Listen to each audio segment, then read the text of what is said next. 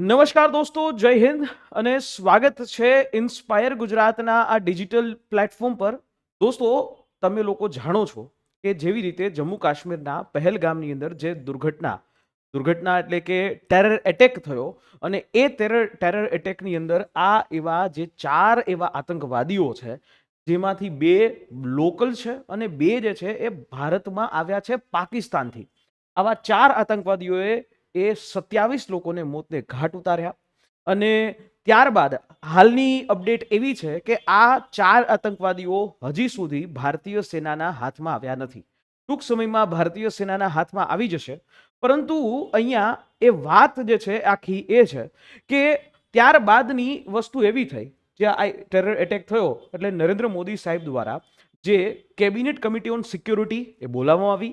Cabinet committee on security બોલાવી અને કેટલાક ડિસિઝન જે છે એ પાકિસ્તાન માટે ભારત સરકારે લીધા, જેની અંદરનું સૌથી મહત્વનું અને સૌથી ઇમ્પોર્ટન્ટ જે ડિસિઝન હતું એ એટલે કે સિંધુ જળ કરાર, જે 1960માં જવાહરલાલ નહેરુ દ્વારા અને પાકિસ્તાનના જે પ્રધાનમંત્રી છે એના દ્વારા એ સાઇન કરવામાં આવ્યા હતા, એ તોડી નાખવામાં આવ્યા.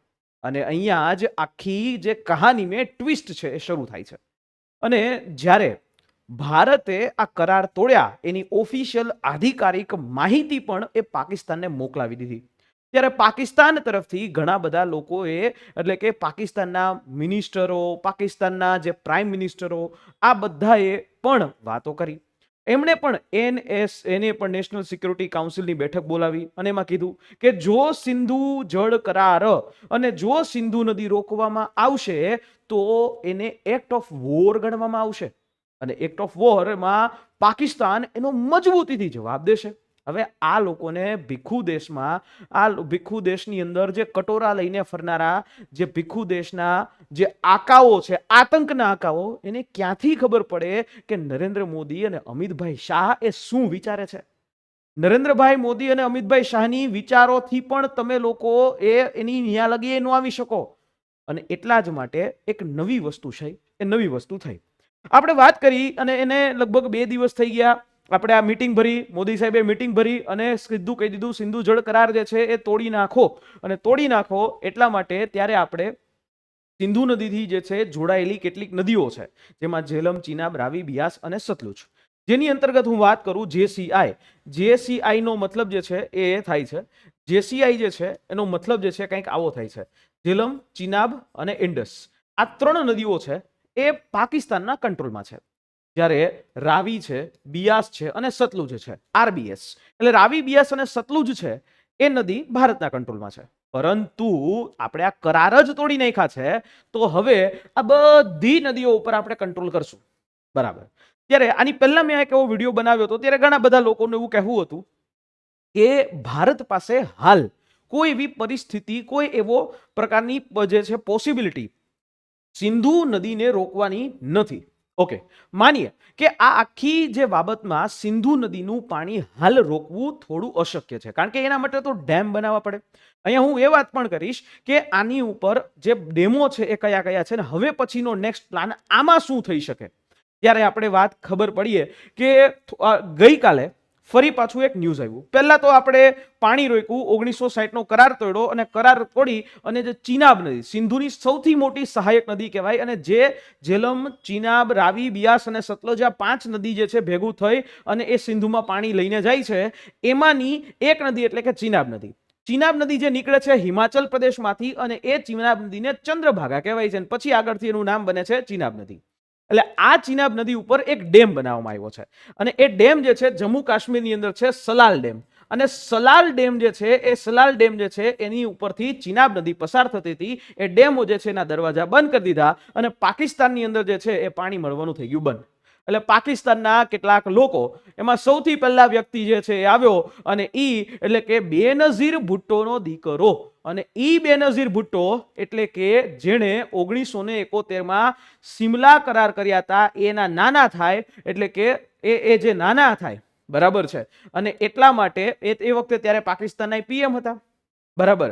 અને એટલા માટે એમણે આ પ્રકારનું જે છે એક સ્ટેટમેન્ટ આપ્યું. એ વ્યક્તિનું નામ, એ વ્યક્તિ એટલે કે એ વ્યક્તિ જે છે બિલાવલ ભુટ્ટો, હવે બિલાવલ ભુટ્ટો જે અલગ અલગ પ્રાંતોની અંદર જે પાકિસ્તાનમાં ખૂબ મોટું પ્રભુત્વ ધરાવે છે, અને એણે એક આગ બબૂલતું એવું સ્ટેટમેન્ટ આપ્યું કે યા તો ઇસ દરિયા સિંધુ દરિયા સે પાણી બહેગા યા તો દુશ્મન કા ખૂન બહેગા.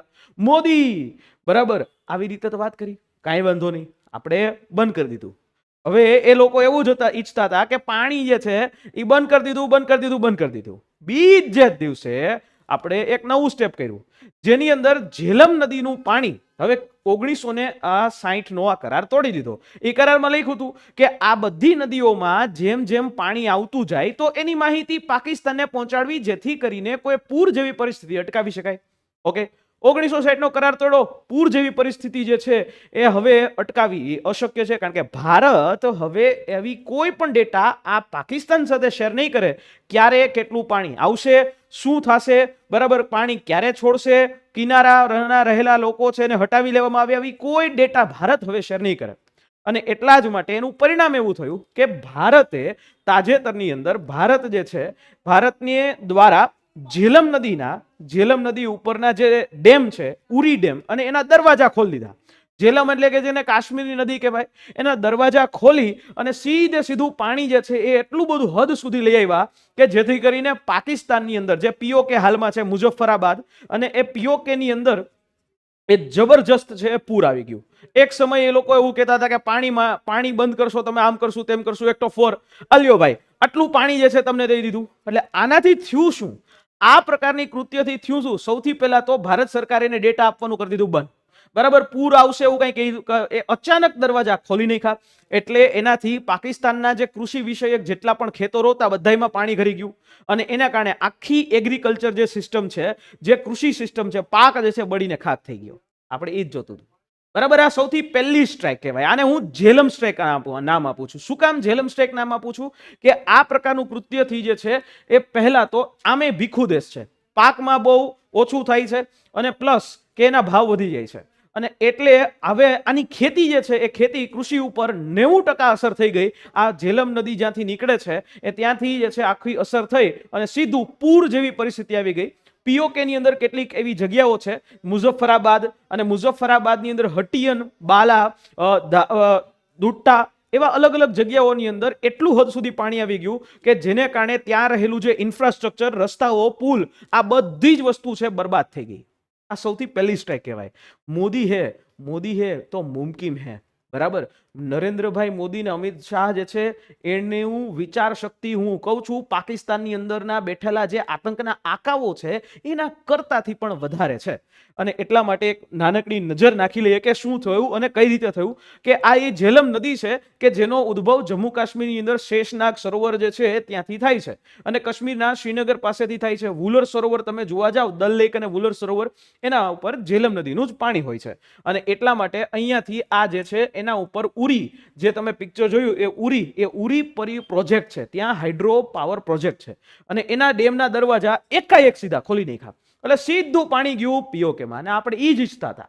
બરાબર, આ લોકો એવું ઈચ્છે છે કે સીધા ભારતના સૈન્ય છે ડાયરેક્ટ આક્રમણ કરી દેશે. નહીં, ये नया इंडिया है, ये घर में घुसेगा, घुसकर मारेगा, और घुसने से पहले आपके इंफ्रास्ट्रक्चर को बर्बाद कर देगा. ये नया इंडिया है, ये मोदी का इंडिया है. બરાબર, એટલે એટલા માટે આ વસ્તુ થયું, અને એ વસ્તુની અંદર આ પ્રકારે સીધું પાકિસ્તાનની અંદર જે છે પાણી ગયું, અને એટલી હદ સુધી ગયું કે આ બાજુની બાજુ જે છે આખી ખેતી છે બરબાદ થઈ ગઈ. ઓકે, એટલે આ પહેલું સ્ટેપ. આની પહેલા પણ જલશક્તિ મંત્રી છે આપણા CR પાટીલ સાહેબ, એમણે પણ વાત કરી કે આ સિચ્યુએશન સાથે ડીલ કરવા માટે 3 લેવલના પ્લાન છે. સૌથી પહેલો લેવલનો પ્લાન શોર્ટ ટર્મ પ્લાન, એના પછી મિડ ટર્મ અને લોંગ ટર્મ પ્લાન આવે. સૌથી પહેલું શોર્ટ ટર્મ પ્લાનની અંદર પાણી જો રોકવું હોય તો પાણી માટે જે માટી કામ કરવું પડે, જે કાંપ છે ઊંડા ખોદવા પડે, જે પણ તળાવો છે, જે સરોવરો છે, જે ડેમો છે, એને ઊંડા લઈ જવા પડે, એટલે વધારે પાણી સ્ટોર કરી શકાય. એના પછીનું મિડ ટર્મ અને શોર્ટ ટર્મ, મિડ ટર્મ અને લોંગ ટર્મ જે આનું સોલ્યુશન એ છે કે ધીમે ધીમે આપણે ડેમ બનાવતા જઈએ. ડેમ બનાવવામાં વધારે પૈસા જોઈએ, એનો સમય પણ લાગે, 10 વર્ષ અથવા તો 20 વર્ષ સુધીનો સમય થઈ શકે. પરંતુ સૌથી પહેલો શોર્ટ જે છે એ ટાઈમ, એની અંદર આવી એક રમત જે છે એ થઈ ગઈ, અને આને આપણે આપીએ છીએ ઝેલમ સ્ટ્રાઇક. આ જેવી આ વસ્તુ થઈ એટલે સીધું જ પાકિસ્તાન તરફથી પાકિસ્તાની મીડિયા દ્વારા આની જાણકારી છે એ આપવામાં આવી અને સીધું પાકિસ્તાનના દ્વારા જે છે એક સ્ટેટમેન્ટ આવ્યું. પાકિસ્તાનના જે પ્રધાનમંત્રી છે અને એ પાકિસ્તાનના પ્રધાનમંત્રી દ્વારા એક સ્ટેટમેન્ટ જે છે એ આપવામાં આવ્યું. શું અને કઈ પ્રકારનું સ્ટેટમેન્ટ આપવામાં આવ્યું? અને આ પાકિસ્તાનના પ્રધાનમંત્રી દ્વારા એક સરસ મજાનું સ્ટેટમેન્ટ આપવામાં આવ્યું કે ભારતની દ્વારા લગાવવામાં આવેલા જે પણ આક્ષેપો છે, આરોપો છે, એને અમે વખોડીએ છીએ અને અમે લોકો એ નિષ્પક્ષ તપાસ કરવા માટે અમે તૈયાર છીએ. વિચારો, પાકિસ્તાન એ તૈયાર થઈ ગયું છે કે આ ઘટનાની અમે નિષ્પક્ષ તપાસ કરશું, પણ એ નિષ્પક્ષ તપાસ એ કેટલી હદે નિષ્પક્ષ રહેશે એ તમને ને મને બેયને ખબર છે. બરાબર? એટલે આ વાત દુનિયાની સામે એ દયાળુ બનવા માટે, દુનિયાની સામે બિચારું બનવા માટે પાકિસ્તાનના વડાપ્રધાને આ વાત કરી. બરાબર? અને એ પણ કીધું કે જો કોઈ નદીનું પાણી અટકાવશે, જો કોઈ નદીનું પાણી અટકાવશે તો એને એક્ટ ઓફ વોર ગણી અને એનું મજબૂતીથી લડાઈ કરવામાં આવશે. પરંતુ થાંભા, હજી એનાથી આગળ વધીએ તો આ એક મહિલા, આ મોહતરમાનું નામ જે છે એ છે આ મોહતરમા શેરી રહેમાન. પાકિસ્તાનની અંદર એ જે એસેમ્બલી છે, પાકિસ્તાનની અંદર જે એસેમ્બલી, એના એ પાકિસ્તાની સેનેટર છે. એટલે આપણે જેમ લોકસભાના સંસદ સભ્ય હોય એમ આ સંસદ સભ્ય છે. ગઈકાલે પાકિસ્તાનની એસેમ્બલીની અંદર આ મહિલા, આ મોહતરમા કહીએ, આ મોહતરમાએ એક સ્ટેટમેન્ટ આપ્યું કે ભારત એ વસ્તુ ભૂલે નહીં કે પાકિસ્તાન પાસે પણ ન્યુક્લિયર વોરહેડ છે, પાકિસ્તાન પાસે પણ ન્યુક્લિયર વેપન્સ છે. અને સાથે સાથે જ્યારે અભિનંદનને મોકલવાની તમે ટ્રાય કરી હતી તો ત્યારે અભિનંદનને પૂછી લેજો કે એની ચા કેવી હતી. બરાબર છે? એટલે ઇનડાયરેક્ટલી ઈશારો કર્યો કે જો ભારત પાકિસ્તાન ઉપર ચડાઈ કરશે, પાકિસ્તાનનું પીઓકે લેવાનું પ્રયત્ન કરશે, પીઓકે, તો એ આ લોકો પણ જે છે ન્યુક્લિયર વેપન જે છે એ છોડશે. પણ એ આ મોહતરમા છે એ ત્યાં સુધી મારો વિડીયો કદાચ પહોંચે તો પહોંચાડજો. આ મોહતરમાને આપણે જવાબ આપવો છે. કઈ રીતે? તમને એક વખત વસ્તુ કે ભાઈ આજની તારીખે જો યુદ્ધ થાય તો આ યુદ્ધની અંદર જીતે કોણ, નક્કી તમારે કરવાનું છે. તમે એની અંદર ચોક્કસથી નક્કી કરી શકશો. તમારી સામે હું ડેટા રાખું છું.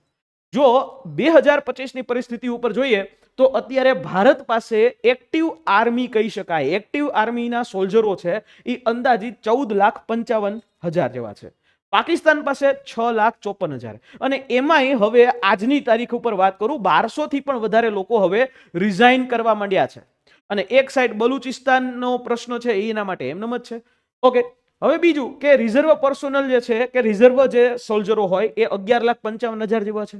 ઓકે, પછી તો કે પેરામિલિટરી ફોર્સ 25,27,000 પેરામિલિટરી ફોર્સ છે.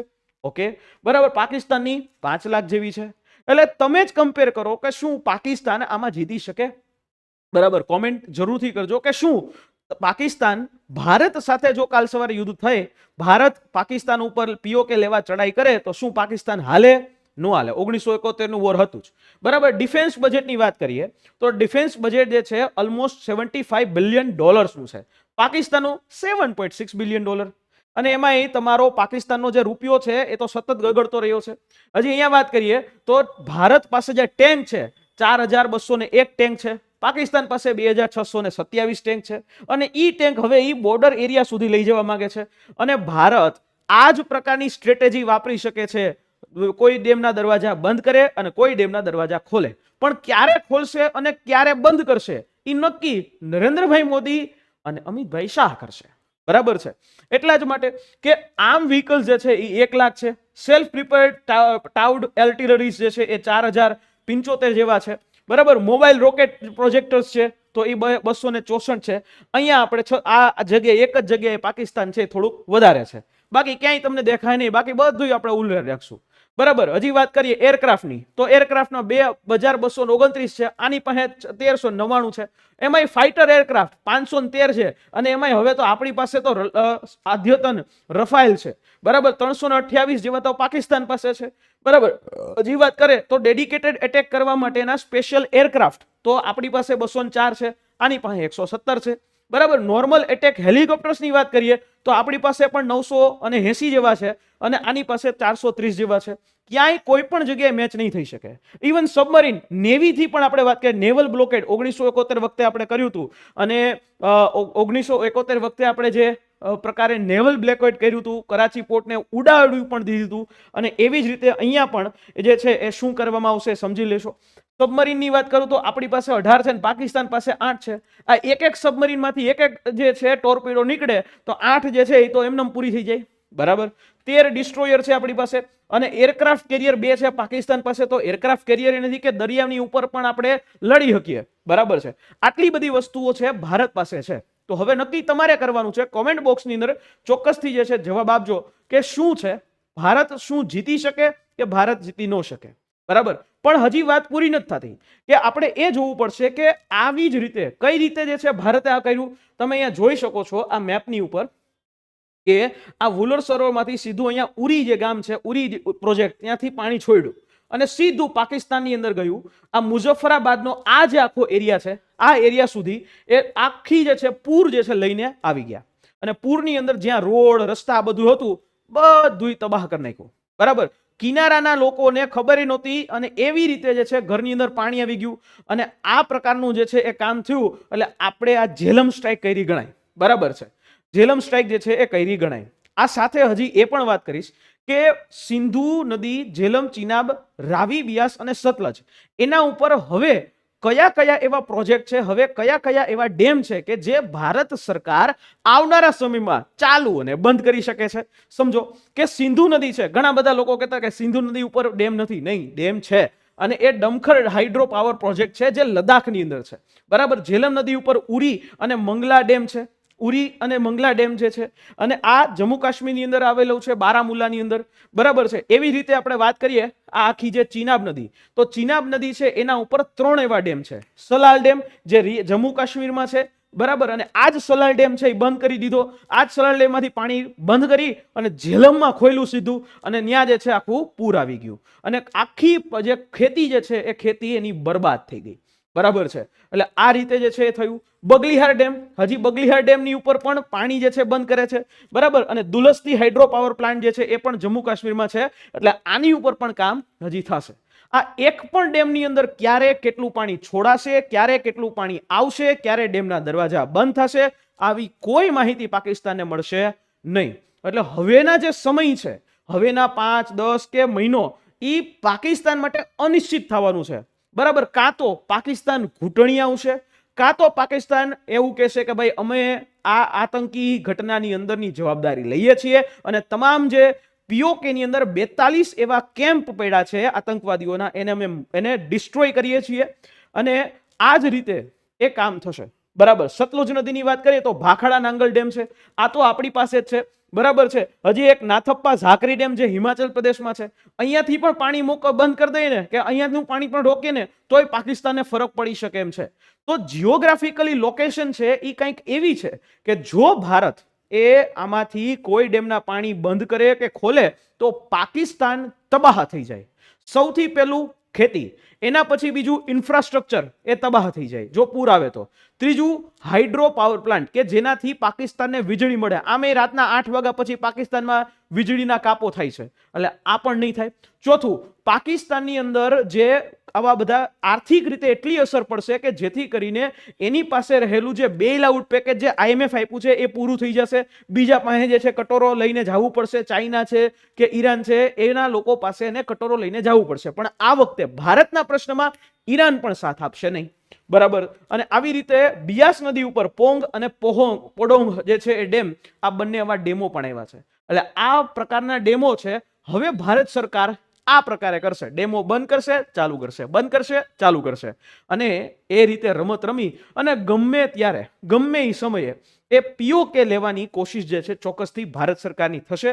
કયા આધારે હું કહી શકું? કારણ કે તાજેતરમાં અત્યારની જ વાત કરું તો આ વિડીયો જ્યારે હું રેકોર્ડ કરી રહ્યો છું ત્યારે પાકિસ્તાનની અંદર શું કરવાનું છે, કઈ રીતે કરવાનું છે, એના માટે આર્મી, નેવી અને એરફોર્સના જે ડાયરેક્ટરો છે, હેડ છે, એમને બોલાવવામાં આવે છે.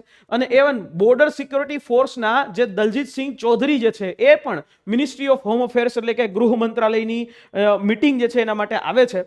બરાબર. સીડીએસ પણ એની સાથે હોય છે.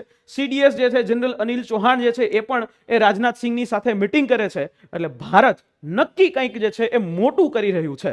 હવે જોવાનું એ રહ્યું કે એ મોટું એની ન્યૂઝ ક્યારે આવે, કેવી રીતે આવે, ટૂંક સમયમાં આપણને ખબર પડે. પણ હા, પણ હવે જે છે એ ભારત એ શું એ પાકિસ્તાન સામે જીતી શકે કે ન જીતી શકે એનો અભિપ્રાય ચોક્કસથી કોમેન્ટ બોક્સની અંદર જરૂરથી લખજો.